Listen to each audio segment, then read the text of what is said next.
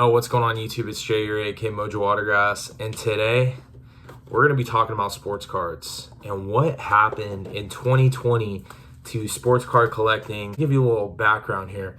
When I first started collecting back in 2010, a lot of sports card shops were dying. Everyone would come into this local card shop that I used to go to, and they'd bring in Mark McGwire's and old 90s cards, and the owner would always turn them away saying, those are worthless, I'm sorry to tell you. And anytime someone called this local sports card shop, if they mentioned anything about the 90s, I always knew the guy was ready to say, hey, we don't want your 90s card. I was like this 14, 15-year-old kid in this card shop, and most of the stuff I interacted with was a $2 box, and the hobby boxes were 70 to 110. Nothing was over 200. And you weren't thinking, oh my God, Kevin Durant's Prism championship year base, or oh, Shea Gilgeous-Alexander insert rookie. Nobody cared about that stuff. You were hoping to God that you were pulling a Geno Smith autograph or like a rookie autograph out of your hobby box that made you the money back.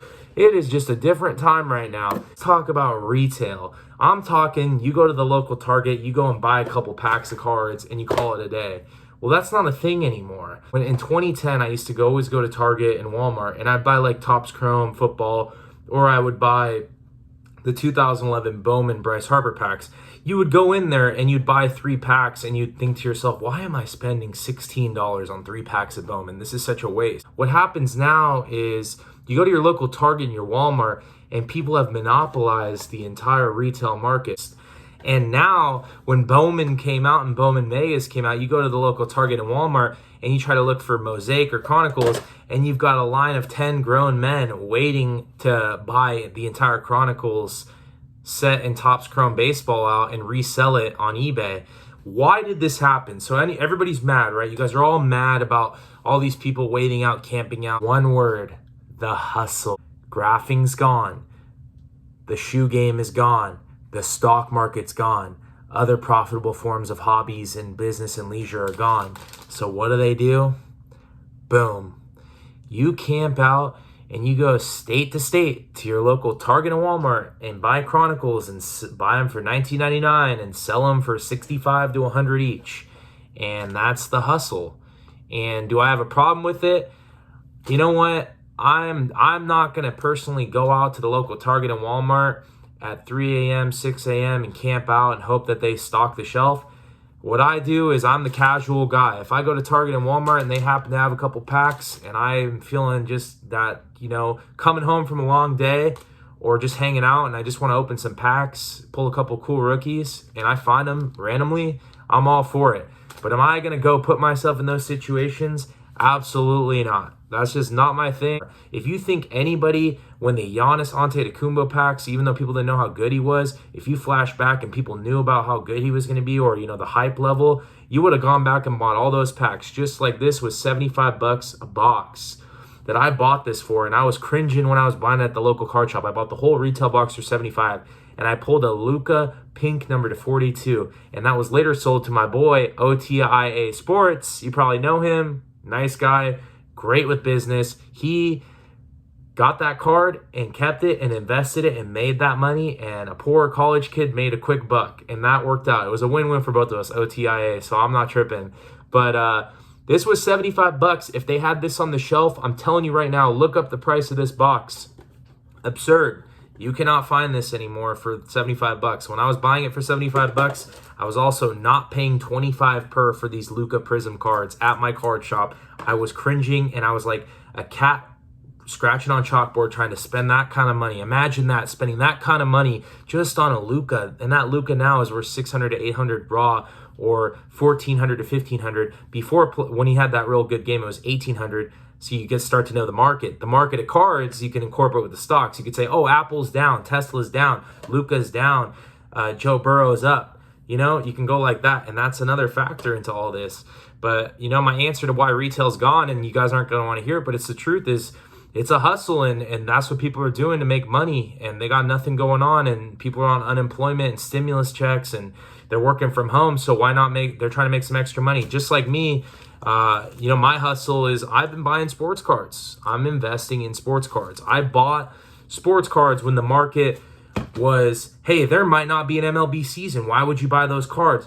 My thought is, I think there's going to be MLB season. I went on a whim and I bought cards. I was involved in card collecting and sports graphing. I would love graphing, but you guys know me. I love sports cards. I mean, I was picking cards up at card shows, wheeling and dealing for these in my local card shop, and I've saved all my Prism cards. Some of them I happen to get signed and slabbed, and there's a hustle with that. Panini America, you can contact Topps and you can tell them, hey, people are buying your products. Maybe the supply and demand is a little absurd right now. Maybe you guys can make some more. Before they were saying they're making too much of this. Well, now there's not enough of this. So it ebbs and flows. Panini and Topps and Upper Deck, they have monopolized and they love the supply and demand. Topps, Upper Deck, and Panini love that people are going crazy for this stuff. Are they stocking the shelves? Probably. They're stocking the shelves as much as they can, but you got one guy ready to drop $1,200 on all the Chronicles they have and the Illusions. So what are you going to do? Some guy's doing that. But before, you couldn't even get guys like me to go in and buy those cards because you don't want to waste money on retail because rookie cards are worthless. Not anymore. Kawhi freaking sixth, seventh year base card. Or the Tyler Herro Mosaic. This was like low end. You autograph numbered. You wanted it to be numbered. You didn't want it to be numbered out of $4.99. Or when Topps had their products numbered to $29.99. You were mad about that. You'd pull the rookie cards and be like, oh, what a waste. You would sell your rookie cards for $2 to $5. Now, what people are doing is you don't just sell your rookie cards. What you do is you pull your rookie cards and you submit them to PSA. And you increase the value based on the fact that it's a PSA 10. Sports graphs and autographs are a big part of our lives. If you're watching this video, it probably means something to you. And what it means to me is it's something that brings me close to the game. And especially with sports almost being canceled and no fans allowed, the next best thing is cards. You can't interact with the players, but you can still pull a card of your favorite player, your favorite team, and have that connection, and that's pretty cool. The hustlers really do benefit on this and the fact that they're making the money. But the thing I think about is the kids. The kids that want to open the packs with their dads or watch a local baseball game or wonder who Gavin Lux is, who Bo Bichette is. And you might be thinking to yourself like, oh yeah, the kids. What? Oh yeah, I remember kids. Kids. At the end of the day, I'm 26 and I like collecting and I think it's awesome, but I'm thinking about the future generation and the kids that want to collect and open cards with their dads, and I want to be a dad one day and open cards with my kids and show them that, and if they like it, they like it. If they don't, they don't. That's their thing. But for me, I always like this, and I'm talking about the kids, man, and the true collectors. Those are the people that suffer from this.